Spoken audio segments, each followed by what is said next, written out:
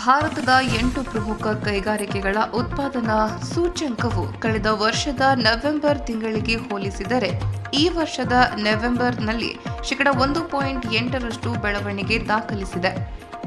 ವಾಣಿಜ್ಯ ಮತ್ತು ಕೈಗಾರಿಕಾ ಸಚಿವಾಲಯವು ಬಿಡುಗಡೆ ಮಾಡಿದ ಅಂಕಿಅಂಶಗಳ ಪ್ರಕಾರ ಪ್ರಮುಖವಾಗಿ ಸಿಮೆಂಟ್, ಉಕ್ಕು, ರಸಗೊಬ್ಬರ ಮತ್ತು ಕಲ್ಲಿದ್ದಲು ವಲಯಗಳು ಧನಾತ್ಮಕವಾಗಿ ಬೆಳವಣಿಗೆಯನ್ನ ಕಂಡಿದೆ. 8 ಪ್ರಮುಖ ಕೈಗಾರಿಕೆಗಳು 40%ಕ್ಕೂ ಹೆಚ್ಚು ಪಾಲನ್ನ ಹೊಂದಿವೆ. ಇದರಲ್ಲಿ ಕಲ್ಲಿದ್ದಲು, ಕಚ್ಚಾ ತೈಲ, ನೈಸರ್ಗಿಕ ಅನಿಲ, ರಿಫೈನರಿ ಉತ್ಪನ್ನಗಳು, ರಸಗೊಬ್ಬರಗಳು, ಉಕ್ಕು, ಸಿಮೆಂಟ್ ಮತ್ತು ವಿದ್ಯುತ್ ಸೇರಿವೆ.